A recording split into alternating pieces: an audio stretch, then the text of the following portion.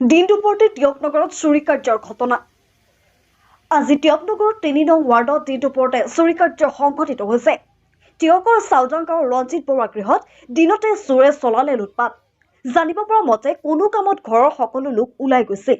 ঘৰত মানুহ নথকাৰ সুযোগ লৈ দিন দুপৰতে গ্ৰিলৰ তলা ভাঙি কোঠাৰেৰে দৰ্জাৰ তলা ভাঙি সোণৰ ৰূপৰ গহনা, নগদ ধন, কাঁহৰ বাচন বৰ্তন, পাটৰ কাপোৰ, মোবাইলকে ধৰি অন্যান্য সামগ্ৰীলৈ উধাও হয় চোৰ। ইতিমধ্যে টিয়ক আৰক্ষী ঘটনাস্থলীত উপস্থিত হৈ তদন্ত আৰম্ভ কৰিছে।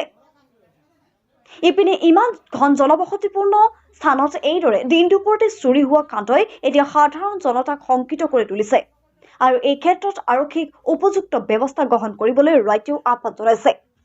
নিউজ ডেস্ক ৰিপৰ্ট, খবৰ 24। কি কিনিলে? না গোটেই বস্তু কিনিলে তো চাব পৰা নাই।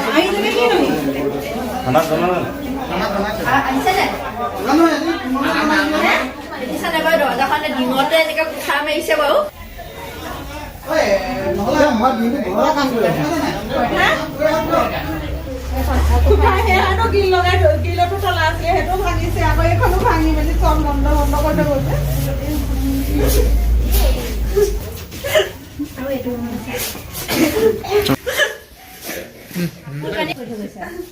পৰ্দাখন মই আনদিনা এনেকে মানে চবাই পৰ্দা চৰ্দা দিছে নে মেলি পিনি দিছে এইপিনে মই দেখে বুলি ড্ৰেছিংখনো লকাৰ আছিলে ড্ৰেছিঙৰ লকাৰ চকাৰ ভাঙি আজৰি কৰিলে গোটেইখন। মই অলপতে আহি দেখিছো ইয়াত আগতে মানে আৰু গোটেইখন ভাঙি চিঙি এটাই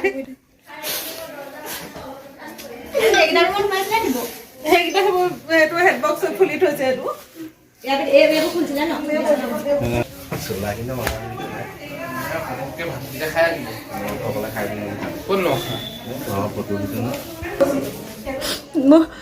মই যাওঁতে ইয়াৰ পৰা 11:30 হোৱাই নাই মানে সিমানতে গৈছো ওলাই।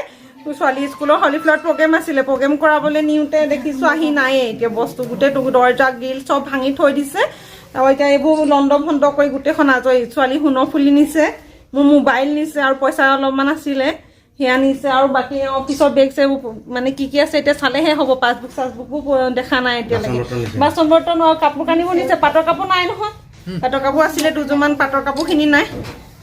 পাটৰ কাপোৰ নাই, এইবোৰ কিবা কিবি ভাল ভাল কাপোৰ অলপ নিছে আৰু বিশেষ এইবোৰ কাঁহৰ বাতি দুটামান নিছে নেকি চাগে, আছিলে মানে বাতি বহুতখিনি। এতিয়া কম দেখিছোঁ মই, এতিয়া চালেহে গম পাম হিচাপ কৰি কি কি আছে আৰু নাই মানে হেৰি কৰি।